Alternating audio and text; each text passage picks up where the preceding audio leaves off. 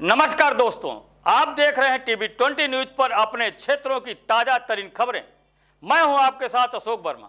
देखते रहिए TV 20 news, बने रहिए हमारे। लंबे समय से प्रतीक्षारत युवा अपने टीकाकरण कराने के लिए उतावले थे।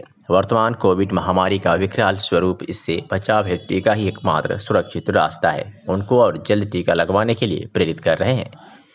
इन सभी बातों से सरकार अवगत है, इसलिए प्रयास है कि लगातार चलने वाले इस अभियान में जैसे जैसे टीकों की और उपलब्धता बढ़ती जाएगी। इसी क्रम में सोमवार से सामुदायिक स्वास्थ्य केंद्र अतरौलिया पर 18 वर्ष से ऊपर के लोगों को ब्लॉक मुख्यालय स्थित सामुदायिक स्वास्थ्य केंद्र पर कोविडशील्ड टीकाकरण लगाया जा रहा है, जिसके चलते स्वास्थ्य केंद्र पर सुबह से ही भारी भीड़ इकट्ठा हो गई, तो वही लोगों द्वारा सोशल डिस्टेंसिंग की जमकर धज्जियां भी उड़ाई गई। भीड़ को नियंत्रित करने के लिए स्वास्थ्य केंद्र पर पुलिस की भी व्यवस्था कर दी गई है, जिससे किसी को कोई असुविधा ना हो। 18 वर्ष से ऊपर के सभी युवाओं के लिए भारत सरकार ने कोविडशील्ड टीका लगाने का भी अभी तक निर्णय लिया है, जो सभी सरकारी चिकित्सालयों के केंद्र पर लगेगा। ये टीका 18 वर्ष से ऊपर के सिर्फ उन्हीं पात्रों को लगाया जाएगा जिन्होंने पूर्व में अपना पंजीकरण कराने के साथ साथ चयनित स्थल हित बुकिंग भी करा लिया हो। इस क्रम में सामुदायिक स्वास्थ्य केंद्र अतरौलिया पर 250 लोगों का शनिवार तक रजिस्ट्रेशन हो चुका है। उन्हीं लोगों को आज टीका लगाया जा रहा है। टीकाकरण स्तर पर किसी प्रकार की जबरदस्ती सरकार के इस अंतिम महत्वाकांक्षी एवं उच्च वरीयता वाले कार्यक्रम में अवरोध माना जाएगा। टीकाकरण के दौरान सेल्फी लेने की भी लोगों को परिवार संग होड़ देखने को मिली। क्या कुछ कहा इस बाबत डॉक्टर शिवा सिंह ने, सुनवाते हैं आपको। में 18 साल के ऊपर को वैक्सीन लग रही है, आपके यहाँ CHS अस्पताल में भी लग रही है। जी कितने जी, लोग का रजिस्ट्रेशन हुआ है और कैसे लग रही है? ये ऑलरेडी कोविन ऐप पे 18 प्लस को 250 का अलॉटमेंट हो चुका है। कल ही हो गया था, उसकी लिस्ट हमारे पास आ चुकी है। उन्हीं 250 को हम आज टीका 18 प्लस में लगाएंगे और हमारा जो सेकंड बूथ ये है जिसमें सेकंड डोज या 45 एबव उनको इधर लगाएंगे। जैसे कि बाहर बड़े लोग को भीड़ लगी है, जैसे जानकारी के अभाव में इस तरह का रजिस्ट्रेशन कैसे होगा उन लोगों का? नहीं, वो रजिस्ट्रेशन है ऑलरेडी उन लोगों के मोबाइल में, हम बस अपने वेरीफाई करा रहे हैं। थोड़ा अभी शुरुआत है तो भीड़ है, अभी इसको हम सैटेलाइट कर लेंगे। फोर्स भी है, लगी हुई है, उनको भीड़ को लाइन में लगाने के प्रयास किया जा रहा है। सर, ये 18 तारीख का 18 से ऊपर वालों का कब तक लगने का है? मतलब कोई दिन बना है कि नहीं, डेली सेशन एक हमारा यहाँ 18 प्लस का चलता रहेगा और एक सेशन 45 एबव चलता रहेगा। ये सर 2 सेशन। अतरौलिया ब्लॉक में आपके जो किस बूथ पे लगेगी सर? अभी तो फिलहाल यही CSC पे ही रखा गया है, 18 प्लस को यहीं से है। अब धीरे धीरे हम फिर इसको गांव में भी ले जाएंगे, जैसे वैक्सीन की उपलब्धता होती जाएगी सेशन साइट बढ़ा दिया जाएगा। सर, जैसे सेकेंड डोज के लिए कहा जा रहा है, कोविशील्ड के लिए 42 दिन बढ़ा दिया गया। जी जी, इसके बारे में सर बताइए। हाँ, उसमें गैप अब कर दिया गया है। सेकेंड डोज के लिए 84 डेज से लेकर के 84 के अनवर्ड हम लगाएंगे 3 महीने से 4 महीने का अंतर। कोरोना महामारी के दूसरी लहर के दौरान तीसरे चरण की वैक्सीनेशन प्रक्रिया आजमगढ़ जिले में आज से शुरू कर दी गई है। संक्रमण की भयावहता ने लोगों में जीवन के प्रति सतर्कता व जागरूकता पैदा कर दिया है। इसकी एक झलक सामुदायिक स्वास्थ्य केंद्र महाराजगंज में देखने को मिली, जहां तीसरे चरण की वैक्सीनेशन के लिए 18 प्लस उम्र के लोग ऑनलाइन रजिस्ट्रेशन कराकर भारी संख्या में वैक्सीनेशन सेंटर पर पहुंचे, जिसके लिए स्वास्थ्य महकमा पहले से ही अपनी तैयारी पूरी कर ली थी।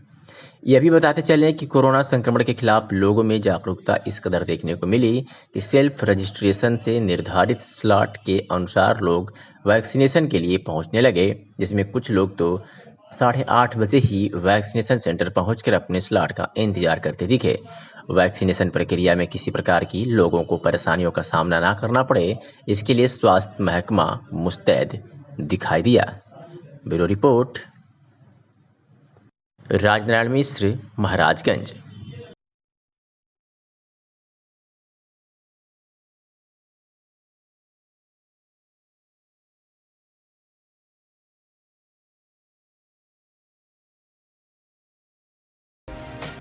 यूपी के सिद्धार्थ नगर के डुमरियागंज विधानसभा स्थित भेवा सामुदायिक स्वास्थ्य केंद्र पर कवरेज करने गए स्थानीय पत्रकार के विधायक राघवेंद्र प्रताप सिंह व डुमरियागंज SDM त्रिभुवन प्रसाद की मौजूदगी में गुंडों ने रविवार की दोपहर जमकर पिटाई कर दी।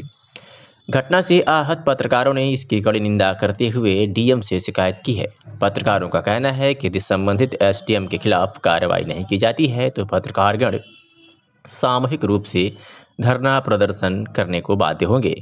मिली जानकारी के अनुसार रविवार की विवाह सामुदायिक स्वास्थ्य केंद्र पर विधायक राघवेंद्र प्रताप सिंह द्वारा कोविड-50 बेड का उद्घाटन किया जाना था, जिसकी कवरेज करने पत्रकार अमीन फारूकी गए हुए थे। अमीन ने कागजों में किए जाने वाले दावे और वास्तविकता में अंतर पाए जाने पर उसकी न्यूज़ क्लिप बनाई। यह बात विधायक और एसडीएम को नागवार गुजरी। इसके बाद उनके गुर्गों ने पत्रकार पर हमला बोल दिया। इतना ही नहीं, मीडियाकर्मी के जमीन पर गिर जाने के बाद भी लोग उसे बेरहमी से पीटते रहे। अस्पताल परिसर में विधायक व एसडीएम के गुंडे पत्रकार को पीटते रहे और इसकी वीडियो भी बनाते रहे। हैरानी की बात यह थी कि तस्वीरों में उस वक्त वहां पर कुछ पुलिसकर्मी भी दिखाई दे रहे थे। उनके सामने पत्रकार को बेरहमी से पीटा जा रहा था और वो मौन धारण थे। इतना ही नहीं, वीडियो बनाकर इन्होंने इसे सोशल मीडिया पर भी वायरल कर दिया, जिसके बाद स्थानीय पत्रकारों का गुस्सा फूट पड़ा। मीडिया कर्मियों ने न्याय के लिए डीएम से गुहार लगाई है। डीएम को ज्ञापन सौंपकर लोगों ने कड़ी कार्रवाई किए जाने की मांग की है। पत्रकारों का कहना है कि यदि एसडीएम के खिलाफ कार्रवाई नहीं की होती तो वह प्रदर्शन करने को मजबूर होंगे।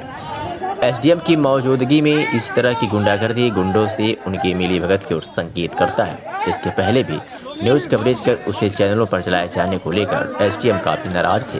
कई बार उन्होंने व्हाट्सएप पर धमकी देते हुए मीडिया कर्मी को न्यूज़ चलाए जाने से रोकने का दबाव बनाया था। साथ ही उन्होंने देख लेने की तक की बात भी कही थी। अस्पताल परिसर में मीडिया कर्मियों को दौड़ा दौड़ाकर पीटे जाने का वीडियो तेजी से वायरल हो रहा है। सोशल मीडिया पर भी आम लोगों का गुस्सा तेजी से फूट रहा है। लोग इसकी कड़ी निंदा करते हुए संबंधित विधायक व एसडीएम के खिलाफ कड़ी कार्रवाई किए जाने की मांग कर रहे हैं। फिलहाल इस मामले में पुलिस अधीक्षक सिद्धार्थ नगर ने क्या कुछ कहा है, आपको सुनवाते हैं। आज 50 बेड के अस्पताल का उद्घाटन माननीय मंत्री जी ने डुमरियागंज में किया था कोविड से संबंधित। इसी पर वहाँ पर अमीन फारूकी और ये फरहान करके दो प्रेस रिपोर्टर कहे जा रहे हैं, इन लोगों ने एसडीएम और वहाँ माननीय विधायक जी भी थे और उसी क्रम में ये लोग माननीय मंत्री जी यहाँ के जो स्वास्थ्य मंत्री जी हैं उन्होंने उद्घाटन किया था। उनके जाने के तुरंत बाद ही इन लोगों ने कुछ कमेंट एसडीएम पर किया, लोकल एसडीएम डुमरियागंज पर। इस पर वहाँ तत्कालीन जो अन्य प्रेस रिपोर्टर दीपक श्रीवास्तव थे, इन लोगों ने उसका विरोध किया। प्रेस के लोग ही आपस में विरोध करने लगे। जो ये अमीन और फरहान है, इन लोगों में आपस में विवाद होने लगा और मारपीट भी होने लगी। इस पर कई लोगों ने फिर इसका आपस में समझा कर हटाया गया। अब अभी तक इसमें सीओ को जांच दे दी गई है और किसी तरह से तहरीर तो नहीं प्राप्त हुई है। यदि कोई इस तरह का होता है तो फिर अभी पंजीकृत किया। जिला कांग्रेस कमेटी के प्रवक्ता ओकार पांडे ने बताया है कि आजमगढ़ कांग्रेस कमेटी के अध्यक्ष प्रवीण कुमार सिंह के निर्देश पर कांग्रेस का एक प्रतिनिधिमंडल 13 मई 2021 को पवई थाना क्षेत्र के मित्तुपुर गांव पहुंचा था, जहां जहरीली शराब कांड में मृत व्यक्तियों के पीड़ित परिवारजनों से मुलाकात की और घटना की जानकारी प्राप्त कर प्रतिनिधिमंडल ने अपनी प्राथमिक रिपोर्ट कांग्रेस अध्यक्ष प्रवीण कुमार सिंह को सौंपी है, जिसमें पुलिस एवं आबकारी विभाग की संदिग्ध भूमिका की बातें प्रकाश में आई थी। जिलाध्यक्ष श्री सिंह के निर्देश पर कांग्रेस का प्रतिनिधिमंडल आज पुनः कोविड की गाइडलाइन का पूरी तरह पालन करते हुए पीड़ितों से फैक्ट की जानकारी एवं अवैध शराब कारोबारी एवं आबकारी विभाग एवं पुलिस की संदिग्ध भूमिका की जानकारी प्राप्त करने मित्तीपुर गांव पहुंचकर और डोर टू डोर पीड़ित परिवारों एवं आमजन से जानकारी प्राप्त कर विस्तृत रिपोर्ट तैयार कर रहा है। प्रतिनिधिमंडल विस्तृत रिपोर्ट एक सप्ताह के अंदर जिला अध्यक्ष प्रवीण कुमार सिंह को सौंपेगा, जिस पर विचार कर जिलाध्यक्ष के निर्देशानुसार अगली रणनीति सुनिश्चित की जाएगी। प्रतिनिधिमंडल में वीरेंद्र यादव, आद्याश प्रसाद सिंह, योगेंद्र प्रसाद सिंह, डॉक्टर अमित निगम, पिंटू मिश्रा, मनोज कुमार मौर्य शामिल हैं। दारू मामला था, उसी में मित्तुपुर गए थे, मित्तुपुर से बलईपुर गए, बलईपुर से सौदमा में जो घटना घटी है उससे लोग बड़ा जो है लोग कष्ट है। हाँ। तो उसमें आप जो है क्या विचार है? अरे हमारा विचार है सर, जो है सबसे पहले पुलिस को जो है आगाह करनी चाहिए। वो रिश्वत ले करके और भट्टी चलवा रहे थे, सबसे बड़ी दोषी पुलिस है। इसके बाद पीने वालों को आगाह किया जाए, समझाया जाए, जिससे वह सही रास्ते पर हो, शराब दारू ना पिए अब इसमें हमको तो सूचना मिल रही है कि यहाँ कुछ बड़े लोगों का हाथ इसमें है दारू बनाने में। हाँ, बड़े लोगों का हाथ है, सब शेरर हैं, वो शेरर हैं और पुलिस वालों को दे करके रिश्वत, यहाँ तक कि तहसील तक बड़े आला। विशाल सेठ, जिला पंचायत सदस्य परशुरामपुर आजमगढ़ की तरफ से आप सभी जिला पंचायत वासियों को हार्दिक बधाई एवं शुभकामनाएं। मैं विशाल सेठ, नवनिर्वाचित जिला पंचायत सदस्य परशुरामपुर, समस्त क्षेत्रवासियों एवं ग्रामवासियों को हृदय तल से आभार व्यक्त करता हूं। मैं उन सभी साथियों शुभचिंतकों का भी आभार व्यक्त करता हूं जिन्होंने इस चुनाव में मेरी किसी न किसी रूप से मदद किया। मैं अपनी संपूर्ण क्षमता से क्षेत्र के विकास के लिए कार्य करता रहूँगा और साथ ही साथ सभी के सुख दुख में उनके साथ सवर्त खड़ा रहूँगा। धन्यवाद। जिला पंचायत सदस्य परशुरामपुर विशाल सेठ। मंत्री उत्तर प्रदेश पिछड़ा वर्ग कल्याण अनिल राजभर ने आज आजमगढ़ मंडल के सठियाओं में स्थित उच्चीकृत प्राथमिक स्वास्थ्य केंद्र पर 18 से 44 वर्ष के लोगों के कोविड-19 टीकाकरण अभियान का शुभारंभ फीता काटकर किया। इस टीकाकरण अभियान में युवाओं ने अधिक संख्या में भाग लिया तथा टीकाकरण कराया। अनिल राजभर ने कहा कि युवाओं में वैक्सीनेशन के लिए काफ़ी उत्साह है। पूरे देश में उत्तर प्रदेश वैक्सीनेशन में प्रथम स्थान पर है। उन्होंने बताया कि आज से आजमगढ़ मंडल के तीनों जिलों आजमगढ़, मऊ एवं बलिया में युवाओं के लिए कोविड-19 वैक्सीनेशन कार्यक्रम का शुभारंभ किया गया है। उन्होंने युवाओं से बड़ी संख्या में भाग लेकर टीकाकरण कराने के लिए आग्रह किया। अनिल राजभर ने बताया कि पूरे देश में उत्तर प्रदेश को सबसे अधिक कोविड-19 की वैक्सीन दी गई है। उन्होंने भी बताया कि पहले की अपेक्षा अब वैक्सीन का नुकसान भी कम हो रहा है। प्रदेश सरकार के प्रयासों से मृत्यु दर एवं नए मरीजों की संख्या में लगातार कमी आ रही है। उन्होंने कहा कि प्रदेश सरकार का लक्ष्य है कि प्रदेश के युवाओं, महिलाओं एवं वृद्धों का अधिक से अधिक वैक्सीनेशन कराया जाए। उन्होंने कहा कि हम सभी के प्रयासों से सरकार के द्वारा निर्धारित लक्ष्य को प्राप्त करने में सफलता मिलेगी। अनिल राजभर ने कहा कि कोविड-19 के संक्रमण से बचने के लिए सुरक्षा ही सबसे बेहतर उपाय है। उन्होंने भी कहा कि कोविड-19 के गाइडलाइन को सभी लोग अनिवार्य रूप से पालन करें। सभी लोग 2 गज की दूरी एवं मास्क की अनिवार्यता को पालन करें। उन्होंने कहा कि ग्रामीण स्तर पर लोगों को जागरूक करने के लिए प्रदेश में सबसे अधिक निगरानी समितियों का गठन किया गया है। आपका दौरा रहा और सीएचसी में आपने उद्घाटन किया, तो क्या कहना चाहेंगे सर? आप सब लोग जानते हैं कि आज वैक्सीनेशन के क्षेत्र में उत्तर प्रदेश पूरे देश में नंबर 1 के स्थान पर है। 18+ के हमारे जो युवा साथी हैं उनको वैक्सीनेट करने का कार्यक्रम सरकार चला रही है। अब से पहले, आज से पहले हम सभी नगर निगमों, हमारे जो महानगर हैं और एक जनपद गौतम बुद्ध नगर को जोड़कर वैक्सीनेशन का कार्यक्रम चल रहा था। लेकिन आज से प्रदेश के सभी मंडल मुख्यालयों पर और सभी जनपदों में युवा साथियों को वैक्सीनेट करने का कार्यक्रम और निःशुल्क कार्यक्रम सरकार आज से पूरी तरीके से संचालित करेगी। उसी क्रम में आज आजमगढ़, जो आजमगढ़ मंडल का मुख्यालय है, वहां से आज वैक्सीनेशन का शुभारंभ हुआ है। आज ये कार्यक्रम है। सरकार पूरी तरीके से, हमारे श्रद्धेय मुख्यमंत्री जी, उनकी सजगता, उनकी सक्रियता, उनके मार्गदर्शन में जो आज पूरी टीम काम कर रही है, आज उसका परिणाम भी हम लोगों के सामने देखने को मिल रहा है। अभी कोरोना कर्फ्यू को भी 24 तारीख तक हम लोगों ने बढ़ाया है। काफी सुखद परिणाम कोरोना कर्फ्यू का भी हम लोगों के सामने रहा। प्रदेश के तमाम बुद्धिजीवियों ने, यहाँ तक कि प्रेस के भी साथियों ने सुझाव दिया कि नहीं, कोरोना कर्फ्यू को बढ़ाना चाहिए। सरकार ने फैसला किया और इस उम्मीद के साथ हम लोगों ने फैसला किया है कि 24 मई आते आते मरीजों की संख्या ना के बराबर होनी चाहिए। अब स्थिति को पूरी तरीके से हम सब लोगों ने कंट्रोल करके रखा है और बहुत जल्द पूरे उत्तर प्रदेश के हमारे जो युवा साथी हैं उनको भी वैक्सीनेट कराने का काम पूरा कर लिया जाएगा। और निःशुल्क मैं इस चैनल के माध्यम से आप सभी के सम्मानित दर्शकों से भी मैं अपील करना चाहता हूं, कहीं किसी अफवाह में आने की जरूरत नहीं है। प्रदेश के अंदर आप सब लोगों ने देखा होगा कि वैक्सीनेशन को लेकर हमारे वैज्ञानिकों ने जो मेहनत की, डॉक्टर ने जो मेहनत की, उनके मेहनत पर पानी फेरने का काम किस तरह से कुछ लोगों ने किया। इस आपदा में भी राजनैतिक अवसर को तलाशने वालों की कमी नहीं है। आज भी अफवाह लोग फैलाने का प्रयास करते हैं।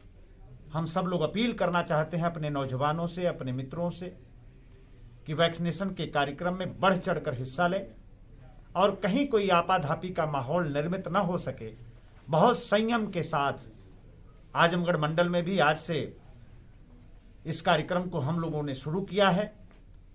कहीं कोई परेशानी नहीं है और ये सुचारू रूप से तब तक ये कार्यक्रम चलाया जाएगा जब तक उत्तर प्रदेश के हर सम्मानित नागरिकों को वैक्सीन ना मिल जाए। सर लेकिन जो है जैसे कहा जाता है कि इन अफवाहों पे, अभी अभी आपने कहा कि ये अफवाहों पे विश्वास न करें, लेकिन लोग गांव-गांव में जाते हैं तो वहाँ डॉक्टरों को या आशाओं को लोग तरह तरह की बातें सुनाते हैं। आप इस बारे में विषय में क्या कहेंगे? नहीं, बहुत खराब स्थिति है और जानबूझकर अगर कोई भ्रम पैदा कर रहा है, हमारे किसी फ्रंटलाइन वर्कर के खिलाफ कोई अपमानजनक व्यवहार कर रहा है, हमारे डॉक्टर्स, हमारी आशा बहनें, आशा बहुएं, हमारी आंगनबाड़ी की बहनें, या जिस निगरानी समितियों की हम चर्चा कर रहे हैं और जिसकी प्रशंसा आज देश और दुनिया में हो रही है, हमारी जो 60,000 निगरानी समितियां आज उत्तर प्रदेश के हर गांव में जाकर जनता को अवेयर करने का काम कर रही हैं, जनता को जागृत करने का काम कर रही हैं, उनके खिलाफ अगर किसी प्रकार की कोई अभद्रता करता है तो ये निश्चित तौर पे बर्दाश्त नहीं किया जाएगा। उनके खिलाफ हम कार्रवाई भी सुनिश्चित करेंगे। Thank you sir. Corona virus संक्रमण को देखते हुए कोरोना कर्फ्यू के दौरान खंड विकास अधिकारी विनोद कुमार बिंद के निर्देश पर लेखपाल व ग्राम प्रधान की देखरेख में राजस्व ग्राम में सैनिटाइजिंग व ब्लीचिंग का छिड़काव सफाई कर्मियों द्वारा किया गया। इस दौरान सफाई कर्मचारियों द्वारा नालियों में ब्लीचिंग तथा चूने का छिड़काव भी किया गया। वही गांव के अंदर साफ सफाई भी किया गया, जिससे किसी प्रकार का संक्रमण होने का खतरा न रहे। राजस्व ग्राम में लोगों को कोरोना संक्रमण को देखते हुए जागरूक भी किया गया तथा लोगों को बताया गया कि बहुत जरूरी हो तभी घर से बाहर निकलें। बाहर निकलते समय फेस कवर या मास्क लगाएं तथा शारीरिक दूरी का पालन करें। हाथ को बराबर साबुन से धोते रहें। आइए सुनवाते हैं कि टीवी 20 न्यूज से बातचीत के दौरान लेखपाल गौरव कुमार पांडे ने क्या कुछ कहा। अपना परिचय दे दीजिए सर। मेरा नाम गौरव कुमार पांडे, लेखपाल। मैं लेखपाल मंडल बसैया, सैनपुर और शेखौना पे कार्यरत हूँ। जो सर ये सैनिटाइजेशन हो रहा है, इसके बारे में कुछ बताइए। ये सैनिटाइजेशन सरकार की मंशा के अनुसार हमारे जिलाधिकारी महोदय आजमगढ़ द्वारा सभी गांवों में करवाया जा रहा है और मेरे अंतर्गत 9 गांव हैं जो क्रमशः सैनपुर, शेखौना, सिपारपट्टी, बनवारी पट्टी, फतेहपुर मुतलके सूखीपुर, खालिशपुर मुतलके सैनपुर, बसहिया, चतुरपुर खास व बटपुरवा पटखौलिया में सैनिटाइजेशन का कार्य पूर्व में भी किया गया था, अभी भी वर्तमान में किया जा रहा है। और सर कब तक चलता रहेगा? अभी सरकार की मंशा के अनुसार और जब तक कोविड-19 का प्रकोप है, सरकार जब तक कहेगी जब तक ये चलता रहेगा। और किसके आदेश हो रहा है? ये जिलाधिकारी महोदय आजमगढ़ के आदेशानुसार उप जिलाधिकारी महोदय बूढ़नपुर के आदेश के क्रम में ये कार्य सभी गांवों में किया जा रहा है। और इसके साथ साथ ही प्रवासी मजदूरों की सूचना व ग्राम में सामान्य मृत्यु या कोविड-19 के प्रकोप से मृत्यु या किसी कारणवश मृत्यु की सूची भी तैयार की जा रही है। इसके अलावा ज़रूरतमंद और घर घर डोर टू डोर सर्वे किया जा रहा है, जिसके अंतर्गत जिस भी लाभार्थी को दवाई या किसी भी प्रकार की मेडिकल सहायता या स्वास्थ्य सहायता चाहिए वो भी उपलब्ध कराया जा रहा है।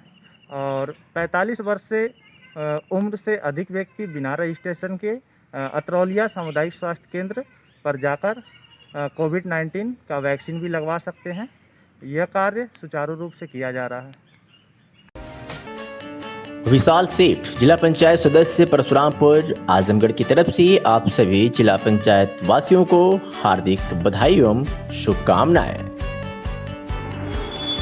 मैं विशाल सेठ, नवनिर्वाचित जिला पंचायत सदस्य परशुरामपुर, समस्त क्षेत्रवासियों एवं ग्रामवासियों को हृदय तल से आभार व्यक्त करता हूँ। मैं उन सभी साथियों शुभचिंतकों का भी आभार व्यक्त करता हूँ जिन्होंने इस चुनाव में मेरी किसी न किसी रूप से मदद किया।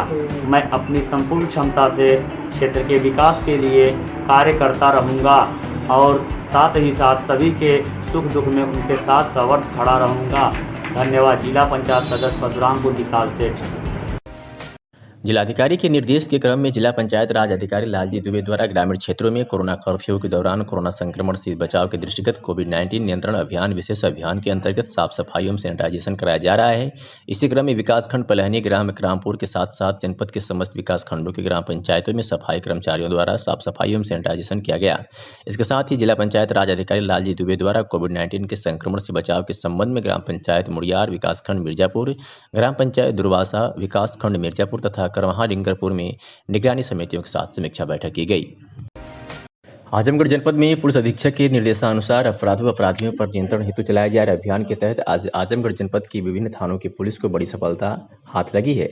आपको बता दें कि थाना बड़ौदा की पुलिस ने 10 लीटर अवैध अपमिश्रित शराब, 1.5 किलोग्राम यूरिया, 300 ग्राम नवसादर व शराब बनाने के उपकरण के साथ 3 अभियुक्त को गिरफ्तार किया है। तो वही थाना बड़ौदा की पुलिस ने ही अपनी दूसरी कार्रवाई में 15 लीटर अवैध कच्ची शराब के साथ 7 अभियुक्तों को गिरफ्तार करने में बड़ी सफलता हासिल की है। बात करें अगर थाना निजामाबाद पुलिस की, तो थाना निजामाबाद की पुलिस ने भी 24 सीसी व 40 सीसी देसी शराब नाजायज के साथ 2 अभियुक्तों को गिरफ्तार किया है। तो वही फूलपुर पुलिस ने भी 18 सीसी अवैध देसी शराब के साथ 1 अभियुक्त को गिरफ्तार करने में बड़ी सफलता हासिल की है। अगर बात करें थाना सिधारी की पुलिस की, तो थाना सिधारी की पुलिस ने भी 15 लीटर अपमिश्रित शराब व 60 ग्राम नवसादर व 150 ग्राम यूरिया के साथ 1 अभियुक्त को गिरफ्तार किया है। तो वही मुबारकपुर पुलिस ने भी सोते समय 2 सगे भाइयों को जान से मारने के इरादे से हमला करने वाले 2 अभियुक्तों को गिरफ्तार कर लिया है। आजमगढ़ के औतरौलिया थाना क्षेत्र के अंतर्गत बुढ़नपुर बाजार में LIC ऑफिस से गौर रमाकांत कनौजिया की बंदूक गायब हो गई है। बता दें कि बुढ़नपुर चौक से 200 मीटर दूर आजमगढ़ से फैजाबाद जाने वाली रोड पर LIC ऑफिस स्थित है। 13 मई को कार्यालय प्रतिदिन की तरह बंद हुआ। सभी लोग अपने घर को चले गए। 13 से लेकर 17 तक कार्यालय बंद रहा। आज जब कार्यालय खुला तो नज़ारा कुछ और देखने को मिला।